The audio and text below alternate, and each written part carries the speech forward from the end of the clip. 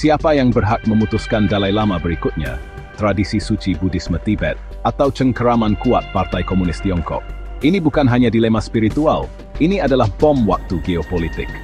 Sebuah konflik di mana reinkarnasi bukan hanya ide religius, tetapi alat kekuatan global. Ini adalah kisah salah satu warisan spiritual tertua di dunia, yang terkepung oleh salah satu rezim terkuat di bumi. Dan tepat di tengah-tengah semua ini, India, diam namun signifikan. Ini adalah bagian pertama dari dua bagian tentang pertempuran untuk Tibet. Selama lebih dari 6 abad, Dalai Lama telah menjadi lebih dari sekadar guru agama. Beliau adalah perwujudan kasih sayang dalam Buddhisme Tibet, reinkarnasi Avalokiteshvara, Bodhisattva belas kasihan. Gelar Dalai Lama pertama kali diberikan pada abad ke-16, tetapi garis inkarnasi sudah ada jauh sebelumnya. Secara tradisional, ketika seorang Dalai Lama meninggal, Panchen Lama, otoritas spiritual tertinggi kedua di Tibet, membantu menemukan anak yang diyakini sebagai reinkarnasinya. Anak ini menjalani serangkaian tes yang ketat, bukan hanya ritual keagamaan, tetapi tanda dan pengakuan spiritual mendalam yang telah berabad-abad menjadi tradisi. Ini bukan pemungutan suara demokratis, bukan pula penunjukan politik. Ini menurut standar apapun adalah pencarian yang sakral. Pada tahun 1949, Partai Komunis Tiongkok yang baru saja memenangkan Perang Saudara mengarahkan pandangannya ke Tibet. Setahun kemudian, Tentara Pembebasan Rakyat berbaris masuk ke wilayah tersebut. Tibet, sebuah negara dengan pemerintahan, budaya, agama, dan perbatasannya sendiri, tiba-tiba diserap ke dalam kekaisaran yang sedang bangkit. Tiongkok menggambarkannya sebagai pembebasan, tetapi orang Tibet melihatnya sebagai invasi. Pada tahun 1959, ketegangan meledak. Ribuan orang Tibet bangkit dalam pemberontakan. Pemberontakan itu gagal. Pada tahun yang sama, Dalai Lama ke-14, yang baru berusia 24 tahun, melarikan diri dari Tibet. Menyamar dan di bawah perlindungan para loyalis, beliau melintasi Himalaya dan memasuki India.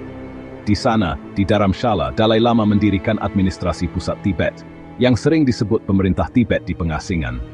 India memberinya suaka dan seiring waktu, Dharamshala menjadi ibu kota spiritual dan politik bagi jutaan pengasingan Tibet di seluruh dunia. Dari basis baru ini, Dalai Lama tidak hanya memimpin perlawanan Tibet, beliau membawa Buddhisme Tibet ke kancah global.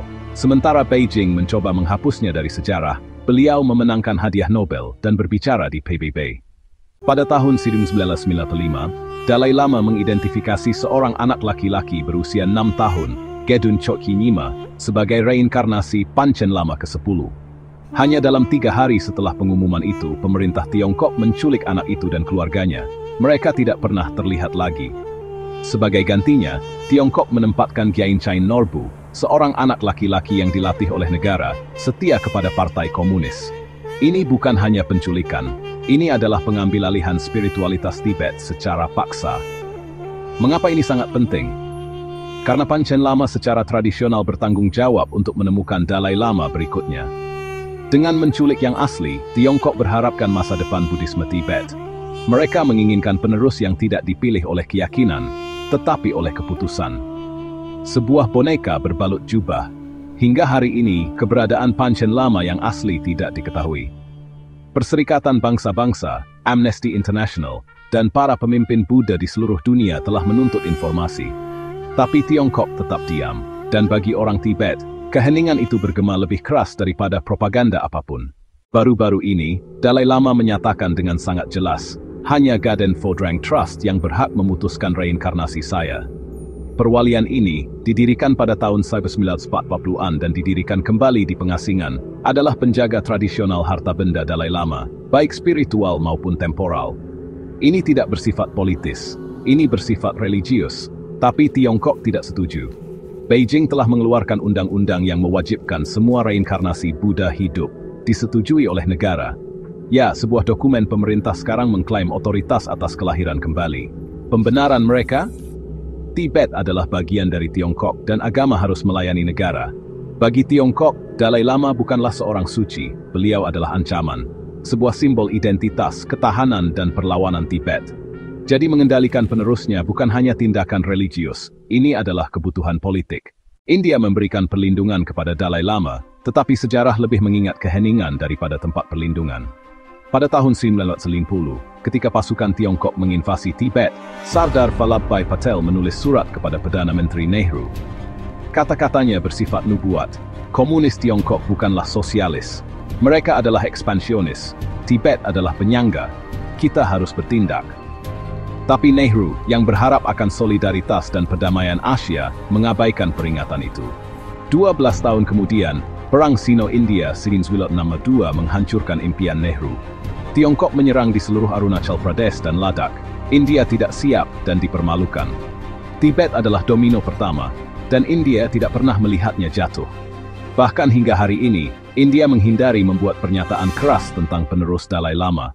Karena takut akan reaksi Tiongkok, ia berjalan di atas tali diplomatik. Tapi seperti yang telah ditunjukkan sejarah, keheningan tidak selalu netral. Terkadang, itu adalah keterlibatan. Dunia mungkin akan segera menyaksikan sesuatu yang belum pernah terjadi dalam Buddhisme Tibet. 2 Dalai Lama.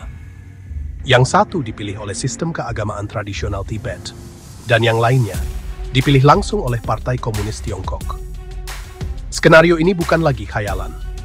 Pemerintah Tiongkok telah menyatakan bahwa penerus Dalai Lama ke-14 harus disetujui oleh negara melalui institusi resmi mereka sendiri.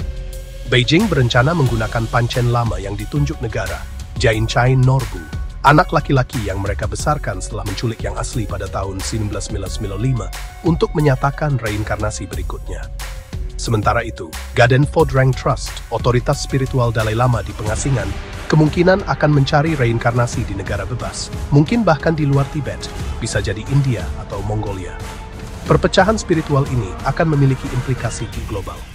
Kuil-kuil di seluruh Asia akan terpecah kesetiaannya. Pemerintah akan dipaksa memilih antara persetujuan Beijing atau tradisi Tibet yang berusia berabad-abad. Umat Buddha biasa akan menghadapi dilema moral, iman atau ketakutan. Keretakan ini tidak hanya akan menjadi perpecahan agama, ini akan menjadi setara spiritual dari perang saudara. Satu anak dihormati sebagai pemimpin spiritual, yang lainnya diarak sebagai piala politik. Perpecahan ini akan bergema di Nepal, Bhutan, Mongolia, Jepang, Korea, bahkan Barat. Namun, justru inilah yang dipertaruhkan Tiongkok untuk membingungkan, memecah belah, dan menaklukkan Buddhisme Tibet dari dalam.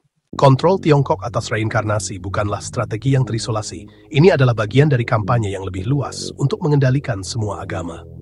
Di bawah Presiden Xi Jinping, Partai Komunis Tiongkok telah mengubah citranya bukan hanya sebagai otoritas politik, tetapi juga sebagai otoritas moral. Agama dalam visi ini harus melayani negara. Agama harus disinisisasi, dibentuk kembali dalam citra ideologi komunis. Alkitab ditulis ulang untuk mencerminkan nilai-nilai partai. Masjid-masjid diawasi, salib gereja diganti dengan bendera.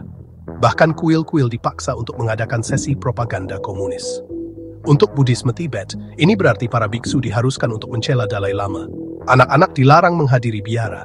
Teks-teks Tibet disensor. Dan reinkarnasi itu sendiri harus disetujui oleh Biro Urusan Agama Negara. Secara internasional, Tiongkok mengekspor versi Buddhisme yang dikendalikan negara dengan mendanai kuil-kuil di Asia Tenggara dan menjadi tuan rumah pertemuan puncak keagamaan yang dikelola negara. Mereka bertujuan untuk mengendalikan bukan hanya hati Tibet, tetapi juga pikiran global. Sebuah dunia di mana bahkan pencerahan pun harus dilisensikan. Jadi, perjuangan atas Dalai Lama berikutnya bukan hanya tentang satu sosok. Ini tentang apakah agama manapun memiliki hak untuk menentukan masa depannya tanpa campur tangan politik. Dan seiring dengan pertumbuhan pengaruh ekonomi Tiongkok, banyak negara mungkin tergoda untuk tetap diam, atau lebih buruk lagi, mendukung sosok yang dipilih negara. Namun terlepas dari semua kekuatan mereka, ada satu hal yang tidak dapat ditaklukkan sepenuhnya oleh Partai Komunis Tiongkok, keyakinan pribadi. Di Tiongkok, jutaan umat Buddha diam-diam terus menghormati Dalai Lama. Kuil-kuil menampilkan foto-foto tersembunyi dirinya di balik tirai. Para pengikut membisikkan doa-doa sebagai bentuk perlawanan. Beberapa bahkan melintasi peretasan secara ilegal untuk mencari ajaran dari biksu Tibet di India atau Nepal. Jaringan bawah tanah para penganut ini menunjukkan batas-batas pengawasan. Karena iman tidak dapat dipindai, dilarang, atau dihapus. Bahkan di antara anggota partai, muncul kisah-kisah penghormatan diam-diam terhadap filosofi Buddha, dan bukan hanya orang Tibet. Di komunitas Tionghoa Han, agama Buddha berkembang, terutama di kalangan pemuda yang kecewa dengan materialisme. Xi Jinping takut akan hal ini.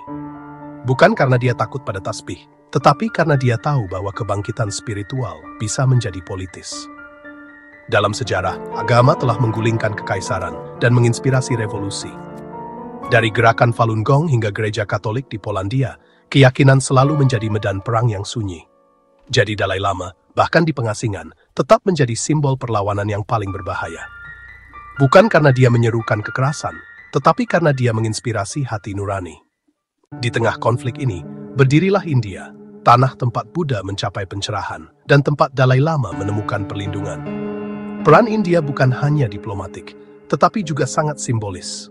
India menjadi tuan rumah bagi pemerintahan Tibet di pengasingan di Dharamshala. India melatih para biksu Tibet. India memegang kepercayaan yang kemungkinan besar akan mengidentifikasi Dalai Lama berikutnya. Namun, di forum internasional, India tetap berhati-hati. India jarang berbicara tentang Tibet, karena takut membuat Beijing marah, terutama setelah bentrokan perbatasan di Doklam dan Ladakh. Tapi kenetralan ini tidak bisa bertahan. Ketika dua Dalai Lama muncul, India akan dipaksa untuk mengakui salah satunya, dan dampaknya akan sangat besar. Jika India mendukung penerus spiritual yang dipilih oleh tradisi Tibet, itu akan membuat Tiongkok marah, tetapi akan mendapatkan kekaguman dari jutaan umat Buddha di seluruh dunia, termasuk di Bhutan, di mana Buddhisme Vajrayana adalah agama negara, Nepal dengan tradisi Himalaya yang mendalam, Mongolia, sekutu bersejarah Dalai Lama, Jepang dan Korea Selatan dengan populasi Buddha Mahayana, Sri Lanka, rumah bagi Buddhisme Theravada dan gerakan spiritual yang berkembang. Ini bukan hanya dukungan agama, ini adalah kekuatan lunak. India bisa muncul sebagai penjaga sejati warisan Buddha, sebuah kekuatan super peradaban yang berlandaskan legitimasi spiritual. Di sisi lain, jika India tetap diam, India akan kehilangan kesempatan itu selamanya. Dan lebih buruk lagi, India berisiko mengkhianati cita-cita kebebasan yang diklaimnya junjung tinggi. Di dunia di mana Tiongkok mengklaim mengendalikan pencerahan, India harus memilih apakah akan mengendalikan hati nuraninya sendiri. Mungkin, kejutan paling dalam dari seluruh kisah ini datang dari Dalai Lama sendiri. Dalam beberapa tahun terakhir, beliau menyatakan bahwa ia mungkin tidak akan bereinkarnasi sama sekali. Beliau menyarankan bahwa tradisi Dalai Lama mungkin telah memenuhi tujuannya, dan sekarang dapat diakhiri dengan hormat. Di lain waktu, beliau mengisyaratkan bahwa ia mungkin bereinkarnasi sebagai seorang wanita, atau bahwa ia mungkin kembali di negara yang bebas di luar jangkauan Tiongkok. Setiap pernyataan memiliki bobot spiritual, tetapi juga kecemerlangan politik. Jika Dalai Lama bereinkarnasi di luar Tiongkok, itu membuat boneka Beijing tidak berarti. Jika ia tidak bereinkarnasi sama sekali, itu membuat rencana mereka tanpa target. Jika ia menjadi seorang wanita, itu menantang patriarki berabad-abad dalam masyarakat Tibet dan membuka era interpretasi baru. Dalam setiap skenario, beliau memegang langkah terakhir. Ini adalah skakmat spiritual. Dengan menolak bermain sesuai aturan Tiongkok, beliau menunjukkan kepada dunia bahwa iman sejati tidak terbatas pada takhta, kuil, atau sertifikat. Itu adalah kebenaran batin. Dan mungkin itulah pesan utamanya, bahwa perjuangan untuk Tibet bukanlah tentang geografi, tetapi tentang pencerahan, tentang kebebasan, bukan batas, tetapi jiwa.